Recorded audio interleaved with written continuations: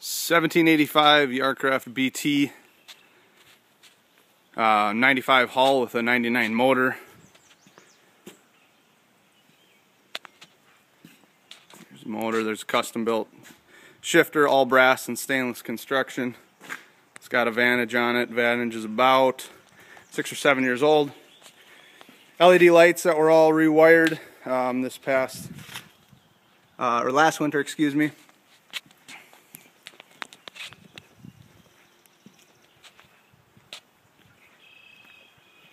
It's got a Tour Edition 82-pound thrust, 24-volt bow mount on it, motor guide. That was new as of last spring, so it's got about 1 season of use on it. The floor is grizzly grip over new plywood. It was marine grade that was fiberglassed into the hull, and then I decided to go grizzly grip instead of carpet. Just kind of personal preference. As you can see, the top's all been Line-X, professionally by Line-X. Just for a little bit of less slip. It's really durable. Actually not hot, which is kind of interesting. Most people think the black is, but I did a lot of research on that, and it's amazing how unhot it is. Even in the hottest days of the summer, it's cooler than the carpeting. It's got live well. It's got bait well over there on that side. It's got your gauge panel. I do have an extra seat, or a third seat for it. Just don't have it in right now. Here's your gauge panel. Tackle box in here. Foot tilt and trim. And then just a spot for your hat. Locator if you want to put it in there. I opted to keep mine out. Just because I preferred that. Rod locker. It's got a radio. It's got storage. I mostly use that just for garbage, for getting things out of the way.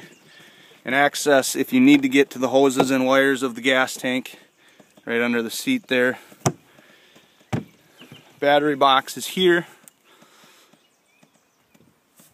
As you can see, it's got the heavy-duty Minn Kota 460 onboard charger. It's a 4-bank, so I've only got 2 banks or 3 banks charging right now.